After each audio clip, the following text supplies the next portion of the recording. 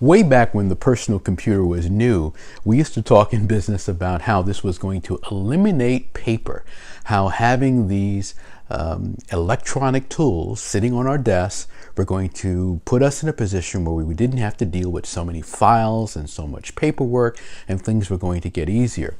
Well, what's happened actually is, in addition to the technology tools, we now have paper. So with every tool, what we have is another tool. Now, yes, there are some areas where we work with less paper, of course, but if you've checked out at a retailer, for example, if you've gone to a retail store and you go to the counter and you leave, sometimes they'll give you a ream of paper with coupons and all sorts of things. And sometimes I'll laugh and say, oh my goodness, this is like we're involved in some huge legal transaction of some kind. So paper is still used. Now, I'm bringing that up to make this point. There are modern tools and contemporary tools, and then there are traditional tools. And so many people think that because we have a modern tool, we don't have to pay attention to some of the traditional things that were tried and true in business. And I'm here to tell you that one of the skills that you have to develop, one of the strategies, one of the areas of excellence you have to develop is understanding how to balance the two.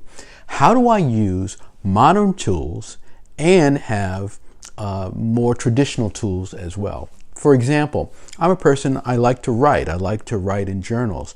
I like to have written plans. Sometimes when I'm planning a meeting or working on something, I use pen and paper. A lot of people don't like pen and paper, but for me, this is a very good tool. I find it very valuable and it's important to me. Doesn't have to be for you, but I find the combination of using a pen and paper and technology very valuable. In fact, when I'm engaged with pen and paper, it feels far more creative to me. It feels like I am more connected to the ideas. Now, another tool that I find interesting in the way people use it is voicemail, for example. Someone was saying to me that they had left a voicemail for someone the other day, and the person said, well, who uses voicemail these days? And I was struck by something. Someone called me, I called them back, and their voicemail was full. Another person called me, I called them back, their voicemail had not been set up. A lot of people don't even put their voice on their voicemail.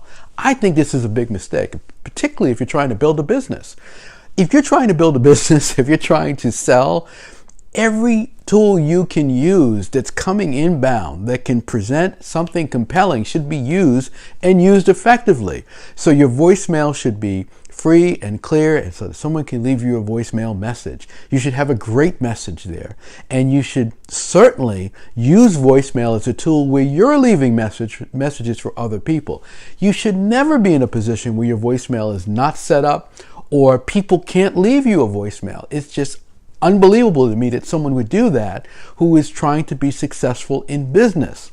So this is an example of something that is now thought of perhaps as an older tool, but yes, we have text messages. We have we can send images. We can do all kinds of things. We can send links. We can do all those sorts of things. But there are some people that will find that being able to explain to you what's going on in a voicemail will be important to you. Here's another pet peeve of mine that's related to voicemail. Sometimes I'll get a call when people do use voicemail where they'll leave a completely useless message. That message will be, hey Andre, this is John, give me a call back. Well, that doesn't tell me anything. If I'm in a meeting, surrounded by people, I got a message from John, and we're working on a deal, we're working on something, and I want to figure out what's going on. During a break, I might take a few moments and listen to that message. I might even leave the room and listen to that voicemail, only to realize there's no message, there's no detail, there's nothing that is helpful to me. And in some cases, people will get a message and they'll see it's from a person that doesn't call them frequently. And they'll be alarmed because they'll wonder what's going on, what is this about? And there are many people who will call and won't leave a message. So The idea is that, yes, we have a lot of great tools available to us, but they empower us only to the extent that we use them effectively. So I want you to think about the tools that you're using and how can you use them in a masterful way. There's nothing wrong with using paper. There's nothing wrong with using voicemail. There's nothing wrong with dropping something in the mail and going to the post office. These are all valuable tools. It's how you use them and how they augment the entire relationship and the entire process. Use modern tools, but understand how to use traditional tools so that you can be more effective and you can be more successful. If you like this tip, give me a thumbs up. Let me know. Share it with someone who will find it of value. Make sure you subscribe to my channel, and I will see you next time.